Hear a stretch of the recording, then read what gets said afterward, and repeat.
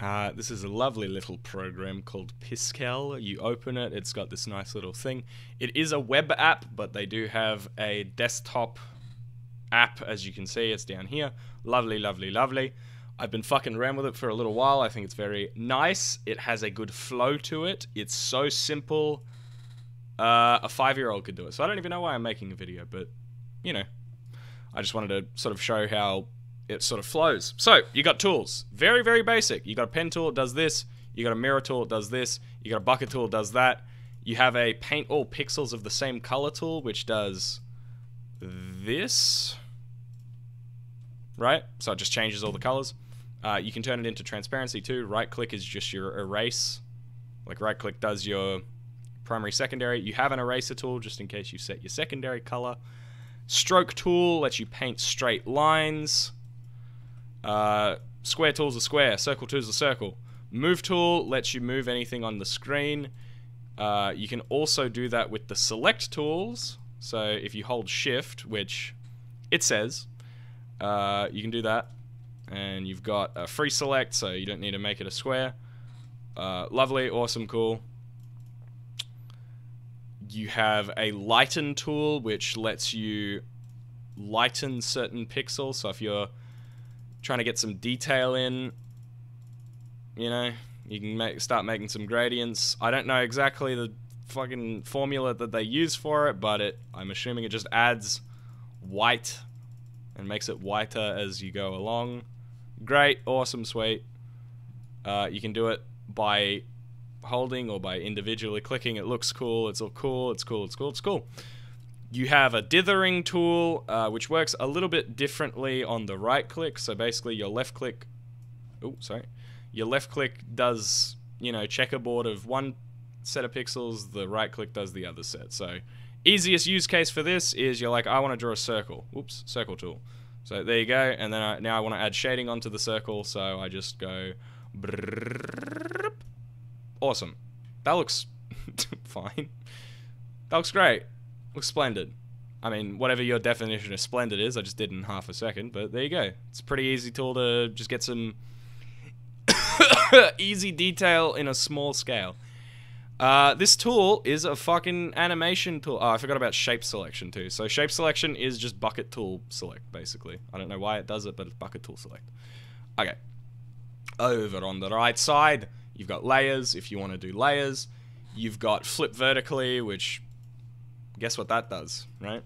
You've got rotate, guess what that does? You have clone current layer to all frames, so if you have multiple frames, I believe it just adds that bit. So I guess if you have a background, if you draw a background and then you have a separate layer of a frame over it, you can add that to all of the layers. Looks cool.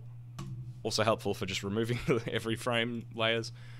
We've got align to the center, which I believe just, you know, does that. Guess what? Preferences. So miscellaneous, you got a background, whatever, set it to whatever you like. Layer opacity, makes sense. Maximum FPS, so you have a little FPS slider here, so if I have like, I don't want to give anyone some epilepsy, but, you know, as you can see in this top right preview, you know, if you make your shape go boing boing boing, you can set it to like 60, I think. So, brrrr. So if you really want to animate every single frame, can I just put it like something stupid? Yeah, you can actually just set it to whatever you want. The default is 24, and I don't think I've needed to, you know, I don't think I've needed to go higher than that. So I would probably say not to do that. You've got grid. Enable your grid. I believe this is on a per pixel basis, yes. So as you can see, you've got your grid. If you want to distinguish between tiles, you can make it bigger, like that. You can make the spacing more, so it like every grid tile is a 2x2 pixel, and I think it goes up to 64x64, so I don't know. You can change your grid to be... Oh, so never mind. You can change the grid color to actually cover the whole screen, but transparent's nice because you don't need to look at it all the time.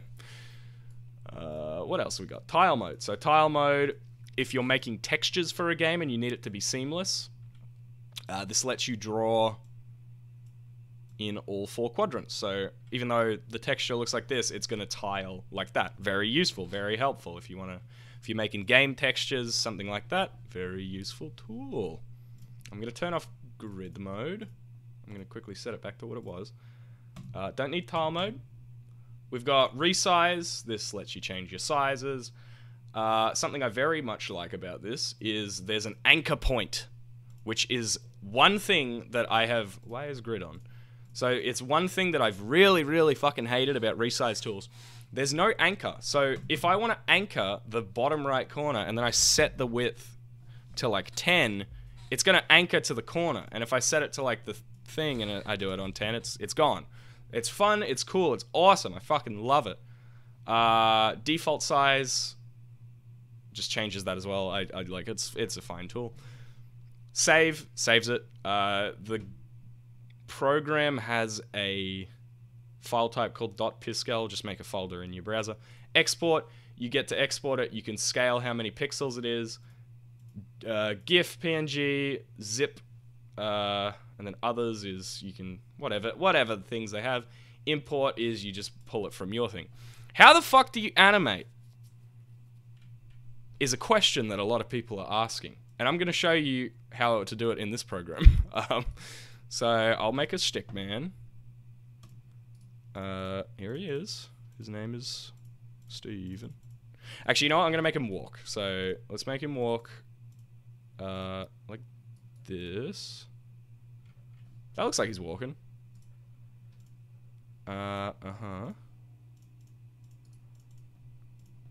Great.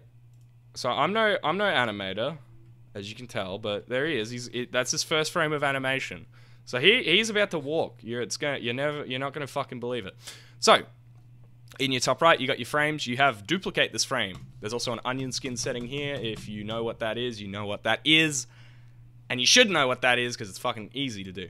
So making my second frame of animation, I just go just draw whatever you want to draw. Obviously.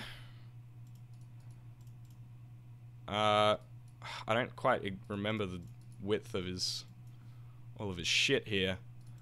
But I'm assuming it's like this? Like that? That's it. That looks right. Let's see. So let me look at my little preview here. There's my guy. Hey, he's running. See, so you see up in the top right here where my cursor is. I hope you can see my cursor. He's going. Sweet. So that's how you do it. You can set them to be really fast. You can set them to be really slow. Obviously, I'm not going to fucking give you a tutorial on how to animate. Would be fucking stupid of me because, like, come on. But there you go. He's walking, he's running, he's jumping, he's hopping, he's skipping, he's running down the road, he's doing whatever he wants. This live preview also is fucking awesome. I love this thing. So if I want to export it, I can export it as a GIF. If I want to save the actual project file, that's how I save it. Anything else, you can rearrange your frames. So there you go. Obviously, it's a creative program. I can't fucking tell you how to do things. You know, if I want to fully dither him, that would be fucking terrible, and that's what he looks like after that. If I wanted to make him shiny, I would add a single white pixel to his corner. You can click off the video if you don't actually care at this point. I'm just sort of fucking around with my drawing that I did. But yeah, that's how you use this program. That's what all the buttons do. Obviously, I'm going to do a quick hover over of all of the alternate uses. So, you know, horizontal axis, so I'll quickly go over, and the shortcut for them. If you give a fuck, but obviously you should be able to figure this out on your own just by downloading it because it's so darn easy. Other shortcuts, moving between your two frames can be done with arrow keys. Very, very, very simple. Pressing delete actually doesn't do anything, but if you select something and press delete, it deletes it. Awesome. Anything else, anything else, anything else? Spacebar does nothing. Spacebar does nothing. That's the whole program. Spacebar does nothing. If you could sum it up in a few words, spacebar does nothing.